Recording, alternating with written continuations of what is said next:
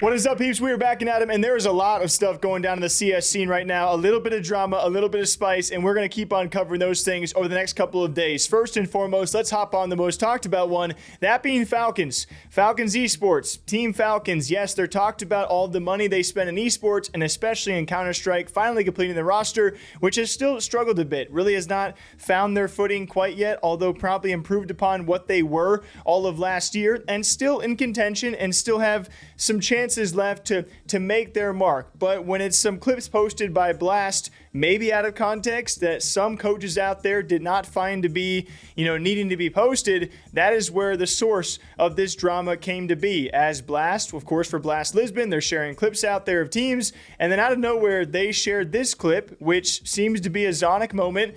And the way it seems to be presented, I don't know how you guys interpreted this, a moment of struggle for Zonic or Team Falcons, not knowing what to call. That's how I saw it. I don't really care too much about these clips. I don't really watch the highlight clips. I watch the actual broadcast. But you can understand how this could be taken by some people out there to maybe hate more on Falcons and hate more on Zonic. That was at least the initial response, especially some coaches out there were like, why would you post this? I don't know. I just feel like last one was obviously a bit unlucky, but... What? Yeah. Then you should I call something? No, I'm just thinking. To which we now found that Falcons management is going to have a formal complaint towards Blast. They've now proposed a formal complaint to Blast about this, saying that it was apparently out of context, but here's the actual statement, saying we have submitted an official complaint to Blast regarding their social post and it being put out during broadcast. It forcibly lacks context by not showing the entire timeout, which they can't do because there was tactical elements discussed towards the end of it. For the sake of creating a bait tweet and noise and giving a false impression of the coach and players, the response of other CS coaches against the tweet says it all. And I would say initially, I think I agreed with this. A lot of the comments did as well. Like, you definitely can see how this could be interpreted just to swing a bunch of hate towards Falcons, an already struggling roster, and then maybe out of context because it doesn't provide you the full context of what was actually in the call, which we don't know. I really didn't think it was also that big of a deal if you listen to all the details, because it's Nico being like, yo, you got a call or can I make one? But it was cut very short, so you can imagine how some people are going to take that. So I almost understood this. It was not until Scrawny threw another wrench into this conversation where then things turned up a bit, and the people that were supporting Falcons were like, wait a second, what is actually going on here? As when HLTV posted about this and saying Falcons files a complaint with Blast over the Zonic timeout clip, Scrawny responded saying the same organization that complains to tournament organizers behind closed doors in order to control what casters are allowed to discuss on broadcast, soft as F. And later he did clarify, hey, this is very different from the previous Blast situation. If you guys missed that, I think it was like back in Blast Fall. It was a long time ago where they took the Flamesy. Flamesy was actually flipping off a photographer. They input that back on the broadcast when they were playing Eternal Fire. That was a really bad one. Scrawny also says Falcons is not the only organization to be doing this, trying to control the broadcast and what the casters say. And then everyone's like, whoa,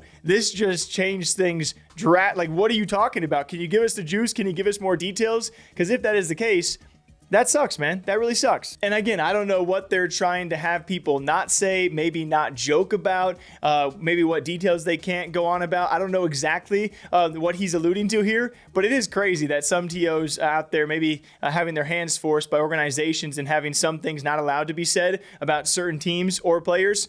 And that was wild. So it came down to a lot of people being on Falcons' side, and I would say rightfully so at the beginning. And then we find out some deeper information, which then we're like, oh, frick, maybe we don't need to, I don't know, maybe we're just going to digest this and eat the popcorn while everyone else gives their 2 cents. So that was the Falcons drama. As Blast Lisbon continues, by the way, it continues to be also a really awesome event so far. We've seen some high highs and some very low lows. We're definitely going to see some rematches out there as it does continue. We'll break that down probably in the next 1 to 2 days. But beyond that, a team who has maybe not had the best run of things and just like G2, really struggling with maybe a potential people thinking, can this roster even work? It's not G2 we're talking about. It is FaZe Clan, though, as they lose yet again and don't put up their best performance. And it is Karrigan, usually pretty vocal on these situations. He's talked about the run they want to make at the major, how serious they have to take it, because this major for FaZe means everything. Because when you come off the back of last major, right, and such a strong contender, usually when a major comes around, you expect FaZe Clan to be a playoff contending team, to be ready and prepared under the hands and mind of Karrigan. And well, he took to Twitter after this loss and said, hey, this is pretty bad. We'll be back. Saying this is a disappointment. The way we lose way too many advantage positions and rounds is insanely bad in this tournament. Basics are in the bin. Back to practice again. See you next event. And yeah, there are many of the former top teams who made these big roster changes that are on some sort of semblance of a chopping block from the public, like G2. People really thinking like things aren't going to work out there, and FaZe is certainly one of the next ones people are thinking about. And yeah, it's very interesting. While you have Vitality, who has seemingly made one of the best decisions of the offseason of any teams out there, but there are a lot of other people vying to be in the top 5 and top 10 still and really figure things out. It's only been a few months though. It's crazy how, you know, we've already had like 4 or 5 like major LAN events with serious prize money, but the teams have not been together that long. So we'll see if they can get things clicking over at FaZe Clan. What do you think? And then over at Falcons, a whole new set of things to talk about, which I'm sure we'll find out more details about soon. Till next time, though, take care of yourselves. Thanks to Thunderpick Esports, guys. We'll be seeing you in Austin sometime in the near future. It's slowly approaching. That's why I got the cutoff on, all right? I'm trying to get some sun before Austin because apparently it's very hot there. So 21 plus only. Please bet responsibly, and we'll see you guys back here bright and early tomorrow morning with some coffee, and it's going to be good. We got some good topics coming. Take care, guys. We'll see you then.